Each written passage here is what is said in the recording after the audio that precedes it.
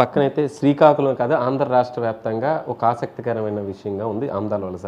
ఒక పక్కన మీ సోదరుడు, ఒక పక్కన మీ భర్త, ఇద్దరు కూడా వేరే వేరే పార్టీల్లో పోటీల్లో ఉన్నారు. సో 15-20 సంవత్సరాలైనా పిఆర్పి టైం నుంచి కూడా ఈరోజు వరకు వెళ్ళటం రావటం లేదండి. ఫోన్లు కానీ ఏవీ లేవు. ఇటువంటి పెద్ద పెద్ద మాటలు మాట్లాడి జనాలను ఇంకా ఏమార్చే దిశగా ఉన్నావు.